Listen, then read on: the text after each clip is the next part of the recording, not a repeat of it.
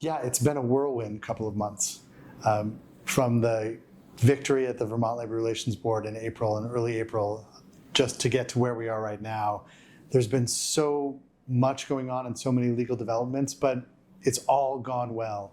If you ask the question, what have we won and what have we lost? The answer is we've won everything, and we expect to keep winning, which is really great. In the time since the VLRB issued its decision, the first thing that the state did was try to block the order.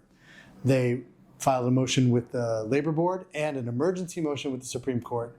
The Supreme Court denied the emergency motion, the VLRB denied their motion, they came back to the Supreme Court, and last week the Supreme Court denied that motion as well. And what that means right now is that members have the right to return to their commuting patterns right now. In the meantime, of course, we have to advise all the members to follow local supervisory direction. We don't want anyone insubordinate by not following the rules that supervisors lay out.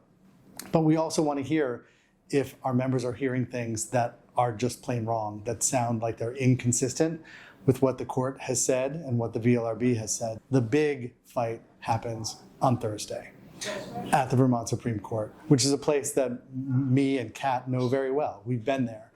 We've been there a lot. We win when we're there. And we expect to win there this time as well, because the state does not really have any valid argument to overturn this decision. The law gives the Vermont Labor Relations Board the authority to interpret contracts and to decide when SELRA, the statute, is broken.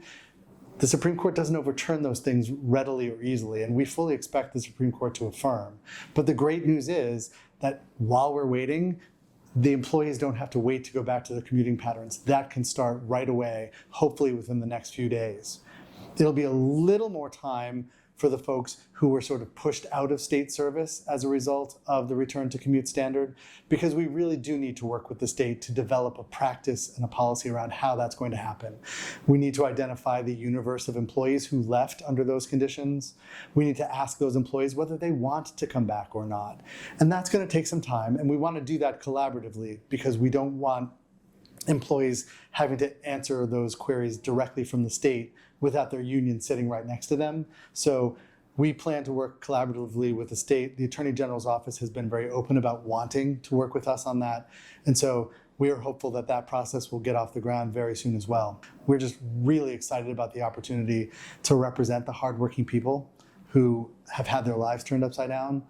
We're grateful that the board saw things our way, and we're really excited about this next step. We know we're going to win this at the Supreme Court, and we're ready to go. My name is Al Gordon O'Connell, and I'm the General Counsel of the Vermont State Employees Association. And together with my colleague, Catherine Terrell, we invite you to come to the Supreme Court on Thursday morning to watch us argue this case for you. And if you can't make it, we'd love to see you join online to watch your legal team go to work for you and to watch your Supreme Court take interest in your rights. We're very excited about it. We hope you are too, and we look forward to success.